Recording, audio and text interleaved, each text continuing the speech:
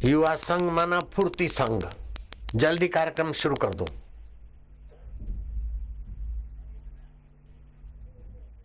ओम श्री सद्गुरु परमात्मने नमः। मनुष्य जीवन की वास्तविक मांग है सुख, एक ऐसा सुख जो सदा रहे। ऐसे सुख को पाने के लिए आज बुद्धिजीवियों ने कितने ही वैज्ञानिक आविष्कार कर दिए, परंतु इन आविष्कारों से हम साधन सुविधाओं के गुलाम बनते गए। इन्हें पाने की चिंता में ही जीवन तनावग्रस्त हो गया है। इनसे सबसे अधिक प्रभावित हुआ है तो वो है हमारा युवा वर्ग। वो युवा वर्ग जो अपने गौरवशाली अतीत को भूल बैठा है। इस भूल के कारण आज का युवा वर्ग सफल जीवन जीने की कला से वंचित हो गया है। उसे ना सही दिशा का पता है, ना वास्तविक लक्ष्य का। क्या कोई ऐसा है जो इनका सच्चा मित्र बन सके? क्या कोई है ऐसा जो इन्हें इनका गौरवशाली अतीत याद दिलाए? क्या कोई है ऐसा जो इन्हें सफल जीवन जीने की कला सिखाते हुए मनुष्य जीवन के वास्तविक लक्ष्य तक पहुंचाए? इन्हीं सभी विचारों का मंथन एसवी कॉलेज के कैंपस में कुछ युवाओं के बीच चल रहा है। आइए हम सभी मिलकर उस दृश्य का अवलोकन करें।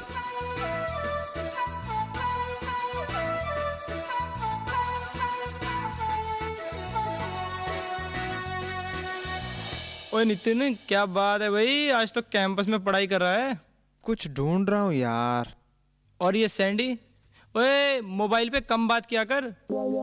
हम भी तो इंसान है यार, कभी हमें भी देख लिया कर। ए, क्या ढूंढ रहा है तू? आइंस्टाइन का दिमाग। क्या? आइंस्टाइन का दिमाग? यार नितिन, तू एडमिशन क्यों नहीं ले लेता? कहाँ भाई? आगरा के पागल खाने में। रॉकी। अच्छा बता, आइंस्टाइन के दिमाग ने तेरा क्या बिगाड़ा? यार, आइंस्टाइन की थ्योरी ऑफ रिलेटिविटी से सब कुछ सापेक्ष हो जाता है और हाइजेनबर्ग की क्वांटम थ्योरी से। अबे छोड़ ना यार, तू सिर्फ पढ़ ले और एग्जाम देके पास हो जा, बस। दुनिया की टेंशन मत ले। हाँ भाई, तू पढ़ाई कर ले। तू नहीं पढ़ेगा तो ये रॉकी एग्जाम में पास कैसे होगा? तेरी नकल करने में कितनी मेहनत पड़ती है बेचारे को। चुप ओए। अरे विजय, सुन तो विजय। अरे यार सुनना विजय, सुन। कुछ नहीं सुनना है मुझे, तुम लोग जाओ। क्या हुआ विजय? रिलैक्स यार विजय, रिलैक्स। क्या हुआ करण, क्या हुआ? यार प्रोफेसर जॉय ने इसे प्रैक्टिकल लैब से बाहर निकाल दिया। बाहर निकाल दिया? पर क्यों? सर फिजिक्स के लॉ समझा रहे थे और इसने अपने धर्म की डींग हाँकी कि ये सारे सिद्धांत हम पहले से ही जानते हैं। बस बहसबाजी शुरू और ये महाशय बाहर। विजय, तू ये पढ़ाई के साथ धर्म के चक्कर में क्यों पड़ रहा है यार? इससे तो तेरी करियर पर असर पड़ेगा। और पढ़ाई पूरी करके हमें अच्छी पेमेंट की जॉब मिल जाए, अच्छी लाइफ पार्टनर हो, बस इस पढ़ाई से यही मिलेगा और इससे ज्यादा क्या उम्मीद की जा सकती है? तो तू क्या चाहता है? ये चाहता है कि हम इंडियन कल्चर, भारतीय संस्कृति को साइंटिफिक ढंग से समझे। क्या? साइंटिफिक ढंग से? How can it be possible?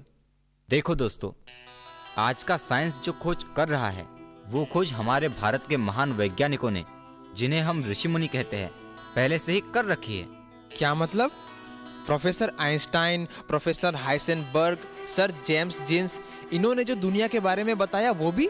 हाँ, ये लोग दुनिया के बारे में तो बता पाए, पर दुनिया कैसे बनी और बनाने वाला कैसा है उसके बारे में तो आज भी साइंस अनजान है और आगे भी रहेगा।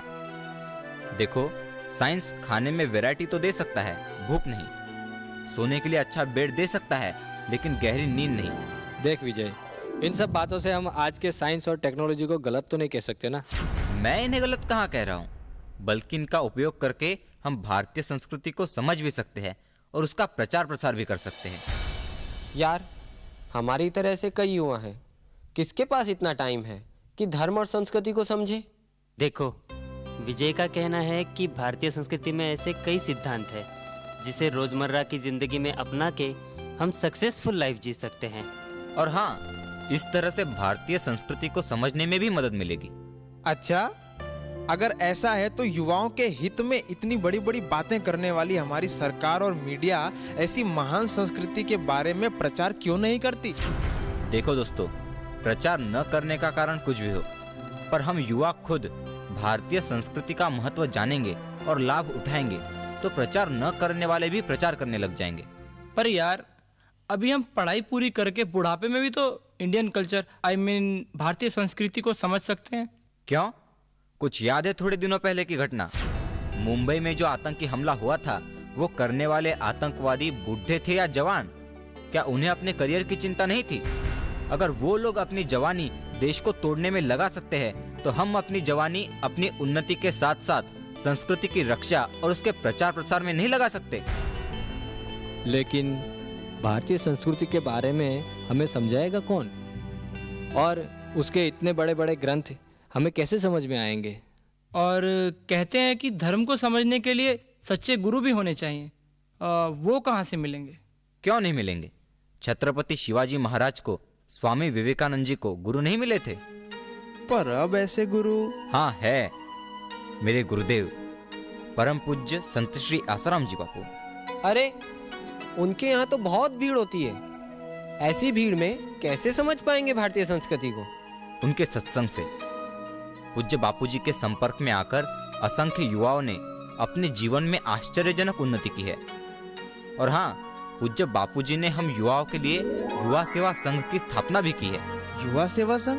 हाँ, युवा सेवा संघ, जिसके माध्यम से हर युवा भारतीय संस्कृति को अपने जीवन में उतारकर अपना सर्वांगीण विकास कर सकता है। पर यार विजय, क्या इस युवा सेवा संघ में हम भारतीय संस्कृति को साइंटिफिक तरीके से समझ सकते हैं? हाँ बिल्कुल। इसका मतलब अब इसे आगरा जाने की जरूरत नहीं है।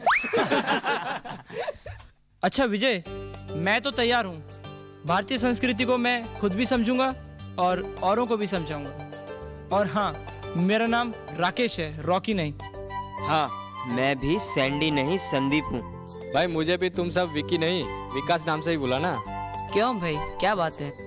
तुम लोग तो अपना नाम सुधारने लग गए।